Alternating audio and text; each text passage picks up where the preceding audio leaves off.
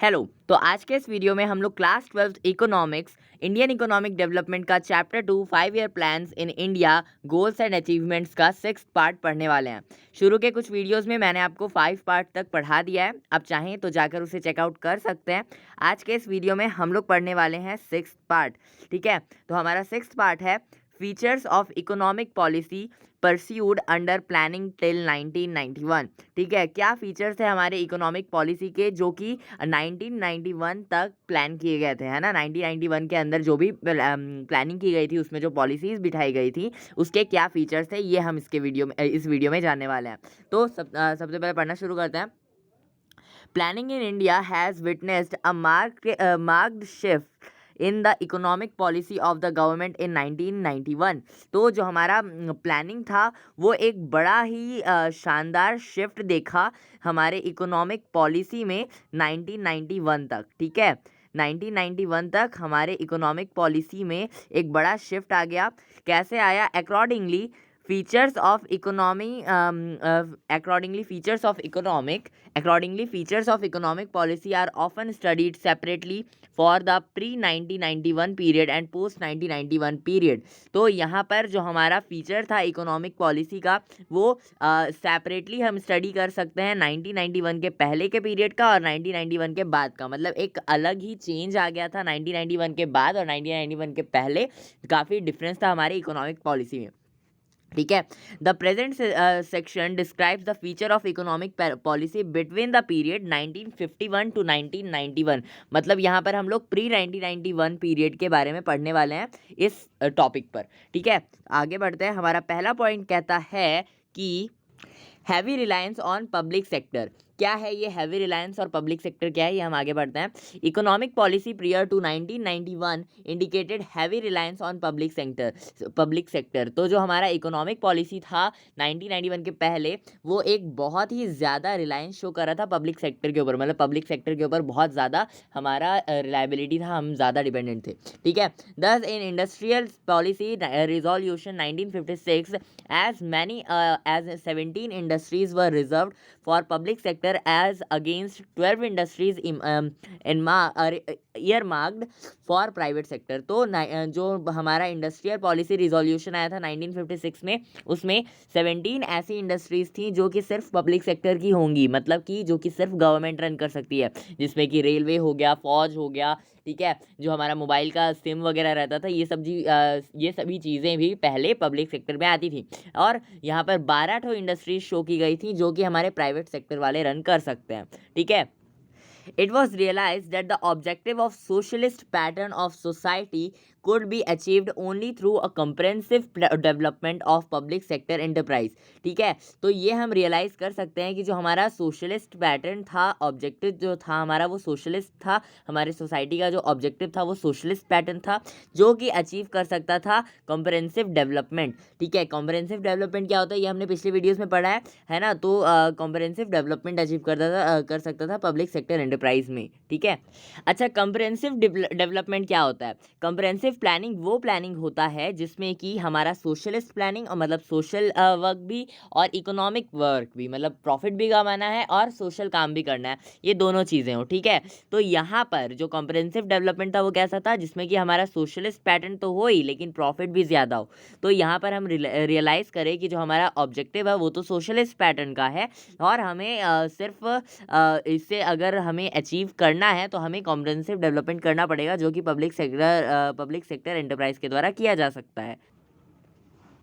तो एक बार इस पूरे टॉपिक को अच्छे से समझा देता हूँ। Heavy reliance on public sector, हमारा जो इंडस्ट्रियल सेक्टर था, हमारी जो इकोनॉमी थी वो पूरी तरह से ज़्यादातर हैवी रिलायंस थी, हैवीली डिपेंडेंट थी पब्लिक सेक्टर पर। हमारा जो इकोनॉमिक पॉलिसी था 1991 के पहले, वो पूरी तरह से मतलब काफ़ी हद तक हमारा पब्लिक सेक्टर पर ही हम डिपेंडेंट थे। हमारा जो इकोनॉमी था वो पब्लिक सेक्टर पर डिपेंडेंट था।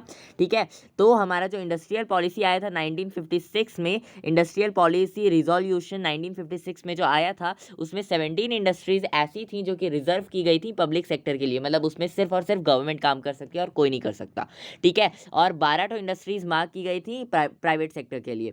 और उसके बाद हमने ये रियलाइज़ किया कि अगर हमको सोशलिस्ट पैटर्न हमारे सोसाइटी में लाना है, मतलब कि गरीबों की भी रक्षा करनी है, तो हमको क्या करना होगा, हमको करना होगा एक चीज़, और वो चीज़ है कॉम्प्रहेंसिव डेवलपमेंट। मतलब कि हमको गवर्नमेंट का भी काम करना है और प्राइवेट सेक्टर का भी काम करना है, मतलब दोनों को मिक्स करके मिक्स इकोनॉमी में हमें कॉम्प्रहेंसिव डेवलपमेंट करना है, ठीक है, जिसमें कि हमारा पब्लिक सेक्टर और प्राइवेट सेक्टर दोनों ही इन्वॉल्व होना चाहिए। फिर हमारा अगला पॉइंट है regulated development of private sector, ठीक है। जो हमारे प्राइवेट सेक्टर है उसका हमें एक रेगुलेटेड डेवलपमेंट उसका करना पड़ेगा, उसको डेवलप करना पड़ेगा एक रेगुलेटरी तरीके से, एक अच्छे तरीके से। तो according to industrial development and regulation act 1948, new industries in the private sector could not be established without a license and registration. तो अगर हम लोग इंडस्ट्रियल एक्ट 1948 जो कि डेवलपमेंट और रेगुलेशन का एक्ट है ना, उसके हिसाब से देखें तो कोई सा भी प्राइवेट सेक्टर इस्टेब्लिश नहीं हो सकता है, अपनी कंपनी नहीं खड़ा कर सकता, अपने आप को एक्सपेंड नहीं कर सकता, बना नहीं सकता, जब तक उसके पास लाइसेंस और रजिस्ट्रेशन ना हो, ठीक है। लाइसेंस होना और रजिस्ट्रेशन होना इज़ मस्ट, होना ही चाहिए लाइसेंस और रजिस्ट्रेशन, अगर आपको प्राइवेट सेक्टर में अपना जो बिजनेस है वो रन करना है तो, ठीक है। अगर हम लोग इंडस्ट्रियल एक्ट 1948 के हिसाब से देखें तो, ठीक है। एक्ट याद रखिएगा, एमसीक्यू में आ सकता है, industrial act 1948, industrial act 1948, industrial act 1948। फिर है हमारा similarly monopolies and restrictive trade practices act 1969 place several restrictions on the expansion of existing industries in the private sector. फिर जो मोनोपोलीज और रेस्ट्रिक्टेड ट्रेड प्रैक्टिसेस एक्ट आ गया हमारा 1969, है ना, इस एक्ट को भी याद रखिएगा, क्योंकि ये हमारा आया था कुछ रेस्ट्रिक्शन और हमारे रेस्ट्रिक्शन और एक्सपेंशन को रेस्ट्रिक्ट करने के लिए ये आया था हमारे प्राइवेट सेक्टर जो एग्जिस्ट कर रहे हैं उनके लिए, ठीक है। तो एक बार रिफ्रेश कर देता हूँ कि monopolies and restrictive trade practice act 1969 आ गया था, जो कि कुछ रेस्ट्रिक्शन लेकर आया था एक्सपेंशन में हमारे एग्जिस्टिंग इंडस्ट्रीज जो कि प्राइवेट सेक्टर की हैं उनके लिए, ठीक है। और फिर है हमारा regulated development of private sector was ensure that there was no concentration of economic power in the private hands. तो जो हमारा डेवलपमेंट ऑफ प्राइवेट सेक्टर था, जो हमारा प्राइवेट सेक्टर था उसका जो डेवलपमेंट था वो रेगुलेट किया जा रहा था, ये इंश्योर करने के लिए कि कोई सा भी जो पावर है, इकोनॉमिक पावर है, वो सिर्फ और सिर्फ प्राइवेट के हाथों में ना चले जाए, क्योंकि अगर प्राइवेट के पास चला गया ना तो उसको जितना चाहिए होगा उतना मोनोपोली क्रिएट कर लेगा, ठीक है। तो ये हम लोग इसको भी रिफ्रेश कर लेते हैं। तो यहाँ पर कहा गया है कि अगर हम लोग अकॉर्डिंग टू इंडस्ट्रियल एक्ट 1948 के हिसाब से देखेंगे, अगर इंडस्ट्रियल एक्ट 1948 जो कि एक डेवलपमेंट और रेगुलेशन एक्ट है उसके हिसाब से देखेंगे तो कोई सा भी नया प्राइवेट सेक्टर होता है वो इस्टेब्लिश नहीं हो सकता है बिना लाइसेंस और रजिस्ट्रेशन के। और जो similarly monopolies and restrictive trade practices जो एक्ट है हमारा 1969 place several restriction on the expansion of existing industries in the private sector. तो हमारा जो मोनोपोली है वो क्रिएट ना हो जाए, रेस्ट्रिक्टिव ट्रेड प्रैक्टिसेस एक्ट आ गया, monopolies and restrictive trade practices act आ गया 1969। एक बार रिपीट कर लेने दो भाई, monopolies and restrictive trade practice act, मैं गलत क्यों पढ़ रहा हूँ, monopolies and restrictive trade practices act 1969 आ गया, जो कि कुछ रेस्ट्रिक्शन लेकर आया था हमारे प्राइवेट सेक्टर के इंडस्ट्रीज़ को एक्सपेंड करने के लिए। आप स्किप कर सकते हो, प्लीज़ कर लो, ठीक है क्योंकि ना गलत पढ़ लेता हूँ तो मुझे समझाते भी नहीं बनता। फिर है आगे हमारा रेगुलेटेड डेवलपमेंट जो हमारे प्राइवेट सेक्टर का था उसे इंश्योर करने के लिए हम क्या करते थे कि हमें पब्लिक सेक्टर में भी उस चीज़ को लाना पड़ता था। मतलब हम क्या रेगुलेट करते थे कि कोई सा भी जो इकोनॉमिक पावर है, मान लो कि रेलवे ही है या फिर कोई गाड़ी ही है या फिर सिम ही है ना, तो ये कोई सा भी इकोनॉमिक पावर सिर्फ और सिर्फ प्राइवेट के हाथों में ना चले जाए, क्योंकि अगर ऐसा होगा ना तो हम लोग डेवलपमेंट नहीं कर पाएंगे, हमारा जो मोनोपोली है प्राइवेट सेक्टर का वो क्रिएट हो जाएगा, जिसकी वजह से सामान का जो प्राइस है वो इतना ज़्यादा महंगा हो जाएगा कि कोई खरीदेगा ही नहीं, ठीक है। आगे बढ़ते हैं, हमारा थर्ड पॉइंट है protection of small scale industry. हमारा स्मॉल स्केल इंडस्ट्री का प्रोटेक्शन करना था, protection of small scale industry and regulation of large scale industry, तो हमें प्रोटेक्ट करना था स्मॉल स्केल इंडस्ट्रीज़ को और रेगुलेट करना था लार्ज स्केल इंडस्ट्रीज़ को, ठीक है। Large scale industries was regulated through several acts, particularly MRTP, monopolistic and restrictive trade practices act, ठीक है। तो हमें लार्ज स्केल इंडस्ट्रीज़ को रेगुलेट करना था कुछ एक्ट्स के द्वारा, जैसे हमारा MRTP है जिसका कि फुल फॉर्म है monopolistic and restrictive trade practice act, ठीक है। एक्ट को आपको याद रखना चाहिए, monopolistic and restrictive trade practices act, ठीक है। आगे है हमारा small scale industry on the other hand was offered protection from competitors, तो जो हमारा स्मॉल स्केल इंडस्ट्री है उसको प्रोटेक्शन चाहिए था कॉम्पिटिटर्स से। मान लो कोई मार्केट में एक बिस्किट बनाने का कंपनी है और एक दूसरा भी बिस्किट बनाने का कंपनी है, एक लार्ज स्केल इंडस्ट्री, एक छोटा सा स्मॉल स्केल इंडस्ट्री है, ठीक है। तो जो मान लो हमारा लार्ज स्केल इंडस्ट्री है वो इतना ज़्यादा एक्सपेंड कर चुका है कि 5 रुपये में 10 बिस्किट दे रहा है, ठीक है, और वो उसको सब खाते हैं उस बिस्किट को। फिर हमारा एक स्मॉल स्केल इंडस्ट्री है, वो क्योंकि उसका जो प्रोडक्शन है वो कम है, इसलिए थोड़ा सा कॉस्ट महंगा हो जाता है, इसलिए वो 2 रुपये में 5 बिस्किट दे पा रहा है, मतलब सॉरी 5 रुपये में 7 बिस्किट दे पा रहा है, ठीक है। वो 5 में 10 बिस्किट दे रहा था, यहाँ पर 5 में 7 बिस्किट दे पा रहा है। तो यहाँ पर जो हमारा स्मॉल स्केल इंडस्ट्री है वो तो पहले ही दब जाएगा, जो बड़ा इंडस्ट्री है वो तो भैया मोनोपोली क्रिएट कर लेगा, तो इसीलिए हमें उसे प्रोटेक्ट करना था, स्मॉल स्केल इंडस्ट्री को प्रोटेक्ट करना था। Certain areas of production were exclusively reserved for the small scale industries, particularly labor intensive industries such as ready-made garments, chemicals, leather products, etc. तो यहाँ पर कुछ प्रोडक्शन हमारा जो था वो एक्सक्लूसिवली बहुत ही इंपॉर्टेंटली रिजर्व कर दिया गया था स्मॉल स्केल इंडस्ट्रीज़ के लिए। जैसे मान लो कि बिस्किट का दोनों प्रोड्यूस कर रहे थे, तो हमने रिजर्व कर दिया कि भैया सिर्फ और सिर्फ स्मॉल स्केल इंडस्ट्रीज़ ही बिस्किट बना पाएंगी, बड़ी इंडस्ट्रीज़ नहीं बना सकती, ठीक है। तो यहाँ पर हमारा जैसे कि कुछ यहाँ पर चीज़ें दी गई हैं, जैसे लेबर इंटेंसिव जो इंडस्ट्रीज़ थी जिसमें कि लोगों की ज़रूरत होती है ना, वो सारी इंडस्ट्रीज़ जो थी वो स्मॉल स्केल इंडस्ट्रीज़ के लिए रिजर्व कर दी गई थी, बिकॉज लोग हैं स्मॉल स्केल इंडस्ट्री में वो खुद से वर्क कर पाएंगे, ठीक है। जैसे जैसे है हमारा रेडीमेड गारमेंट्स, केमिकल्स और लेदर प्रोडक्ट्स जो थे वो स्मॉल स्केल इंडस्ट्रीज़ में कर सकते थे, ठीक है। आगे बढ़ते हैं हमारे में आगे बढ़ते हैं। Besides financial institutions were developed to cater to the needs of small scale industries, तो जो फाइनेंशियल इंस्टीट्यूशंस थी वो भी डेवलप की गई थी ताकि हमारे स्मॉल स्केल इंडस्ट्रीज़ का जो नीड है वो पूरा हो सके। मान लो फाइनेंशियली कोई रिक्वायरमेंट हो, लोन लेना हो, तो ये सभी चीज़ों के लिए फाइनेंशियल इंस्टीट्यूशंस जैसे बैंक वगैरह डेवलप किए गए थे। फिर है हमारा आगे several broads like handloom broad and handloom boards, several boards like handloom boards and silk boards were established to promote the products of small scale industries, है ना। तो जो हमारे जो सेवरल बोर्ड्स थे वो डेवलप किए गए थे, several boards like handloom boards and silk board, ये सारी चीज़ें जो थी वो डेवलप की गई थी, इस्टेब्लिश की गई थी, ताकि जो हमारे स्मॉल स्केल इंडस्ट्री का प्रोडक्ट है वो ग्लोबल मार्केट में जा सके, ठीक है। वो ग्लोबली सारे लोग खरीद पाए, हमारा जो खर्चा है वो सब मतलब हमारा हम जो चीज़ बनाए हैं वो पूरी दुनिया के लोग यूज़ कर सकें, ठीक है। फिर हमारा अगला पॉइंट विच इज़ नंबर 4, तो ये कहता है development of heavy industry of strategic significance, तो यहाँ पर हमें जो हैवी इंडस्ट्रीज़ हैं उसको एक स्ट्रैटेजिक सिग्निफिकेंस के साथ डेवलप करना था, ठीक है। फोर्थ पॉइंट में हमें क्या कहता है, इसको रिफ्रेश करना पड़ेगा, डेवलपमेंट ऑफ हैवी इंडस्ट्री, ठीक है, टू ऑफ स्ट्रैटेजिक सिग्निफिकेंस, तो जो हमारा डेवलपमेंट था उस हमारे हैवी इंडस्ट्रीज़ का उसे हम एक स्ट्रैटेजिक सिग्निफिकेंस के साथ डेवलप करना होगा, ठीक है। Development of heavy industries, development of heavy industry, development of heavy industry of strategic significance, ठीक है। Industries like of electricity generation, engineering goods and iron and steel industry were identified as of strategic significance. These industries were to be developed on priority basis.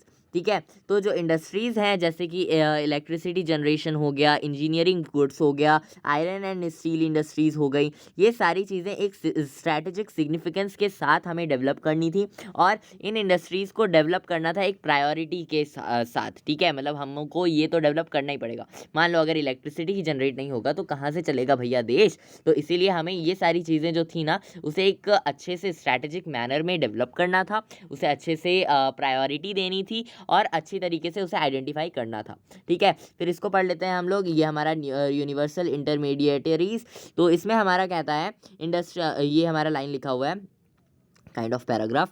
So industries of strategic significance like iron and steel, electricity generation and engineering goods were recognized as universal intermediaries to this was because, तो जो हमारा industry है जो strategic significance के साथ develop हुआ था, जैसे हमारा आयरन एंड स्टील इंडस्ट्री हो गया, इलेक्ट्रिसिटी जनरेशन हो गया, इंजीनियरिंग गुड्स हो गया, ठीक है, ये तीनों हो गए। फिर हम इन सभी को रिकॉग्नाइज किया जाता था यूनिवर्सल इंटरमीडिएटरीज के साथ। क्यों किया जाता था? Because these industries supplied essential ingredients for almost all heavy industries in the economy. तो ये सारी चीज़ें हैं, इलेक्ट्रिसिटी है हमारी, आयरन एंड स्टील है, इलेक्ट्रिसिटी है, फिर इंजीनियरिंग गुड्स जो है होते हैं हमारे, ये सारी चीज़ें किसी भी हैवी इंडस्ट्री को ग्रो करने के लिए चाहिए होंगी। ये सारी चीज़ें काफ़ी ज़्यादा एसेंशियल होती हैं। अगर बिजली ही नहीं रहेंगी तो लोग कैसे काम करेंगे, ठीक है।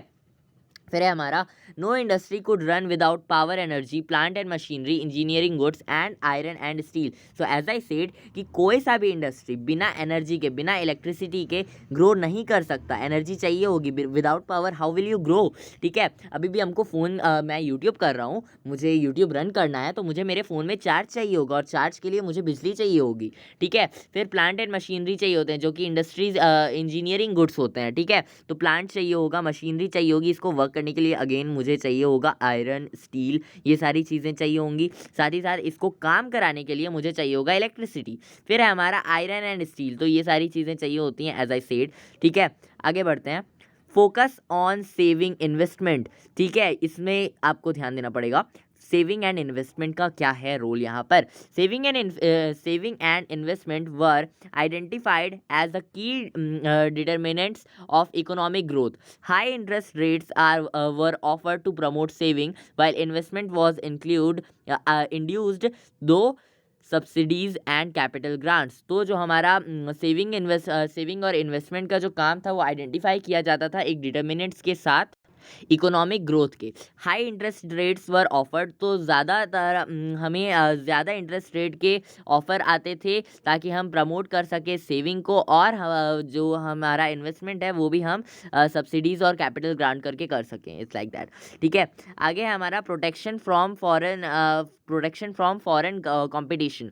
Domestic industries was protected from foreign competition. High import duties and quantitative restriction were lived on imports. तो जो हमारा डोमेस्टिक इंडस्ट्री था उसे प्रोटेक्ट करने के लिए, फॉरेन कंपटीशन से बचाने के लिए हमें क्या है यहाँ पर? प्रोटेक्शन फ्रॉम फॉरेन कंपटीशन, ठीक है।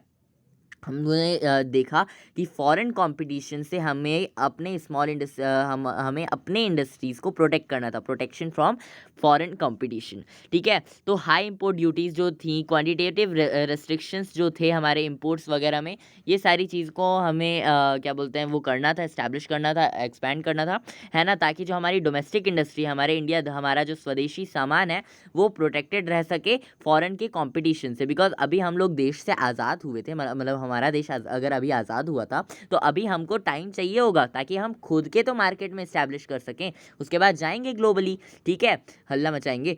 फिर आगे हमारा फोकस ऑन इम्पोर्ट सब्सटीट्यूशन, ठीक है, हमें फोकस करना था सब्सटीट्यूशन को इम्पोर्ट करने में। It implied domestic production of goods which were imported from abroad. The basic idea was to save foreign exchange. तो जो हमारा डोमेस्टिक प्रोडक्शन था उसको हमको इम्पोर्ट करना था अब्रॉड में, मतलब दूसरे देशों में अपना सामान भेजना था, है ना। क्योंकि इसके पीछे तो जो बेसिक आइडिया था वो ये था कि हमें फॉरेन एक्सचेंज मिलेगा। मान लो अगर हमने यूएस में कुछ सामान मिला तो यूएस के डॉलर्स हमको मिलेंगे ना, ठीक है, ताकि हम सेल्फ सफिशिएंट बन पाएँ। फिर है हमारा रेस्ट्रिक्शन ऑन फॉरेन कैपिटल। हमको जो फॉरेन कैपिटल होता है उसमें हमारी कुछ रेस्ट्रिक्शन थी। कैसे थी, क्यों थी, ये बताता हूँ। Foreign direct investment was controlled and regulated दो foreign exchange regulation act FERA loans from abroad were accorded higher priority than FDI. This was the minimized economic control of the domestic market by the foreign investors. तो क्या है यहाँ पर, जो foreign direct investment था वो control और regulate किया जाता था फॉरेन एक्सचेंज रेगुलेशन के एक्ट के द्वारा, ठीक है, जिसको कि हम कहते हैं FERA के द्वारा। और जो लोन्स जो अब्रॉड वगैरह में लेते थे वो हायर प्रायोरिटी दिए जाते थे, उनको ज़्यादा प्रायोरिटी दी जाती थी कंपैरिजन टू FDI, ठीक है। और ये इसे मिनिमाइज़ करने के लिए, इकोनॉमिक कंट्रोल लाने के लिए जो हमारा डोमेस्टिक मार्केट था वो फॉरेन इन्वेस्टर्स को ज़्यादा प्रेफर करता था। मतलब हमें क्योंकि हमें ग्लोबली भी जाना था इसलिए हमने उनको ज़्यादा प्रेफर किया, ऐसा कुछ लिखा है। आगे बढ़ते हैं। Centralized planning, 9 number, centralized planning. Programs of growth and development at the state level were aligned to centralized planning. That is, the objectives of growth as specified at the stage क्या लिखा है, at the state level did not contradict with the overall strategy of growth as specified in the 5-year plans. क्या है यहाँ पर, तो जो centralise planning थी, जो भी प्रोग्राम सेट किए जाते थे ग्रोथ और डेवलपमेंट के लिए स्टेट लेवल से, है ना, वो अलाइन किए जाते थे सेंट्रलाइज प्लानिंग के द्वारा। मतलब जो स्टेट की गवर्नमेंट प्लान बना रही है, फिर जो सेंट्रल गवर्नमेंट प्लान बना रही है, उनको अलाइन किया जाता था कि कौन सा हमें करना है, कौन सा नहीं करना है इस 5-year प्लान में। और इसी को ऑब्जेक्टिव लेकर हमें चला जाता था, उसी से हमारा जो ग्रोथ था वो स्पेसिफाइड होता था स्टेट लेवल पर भी।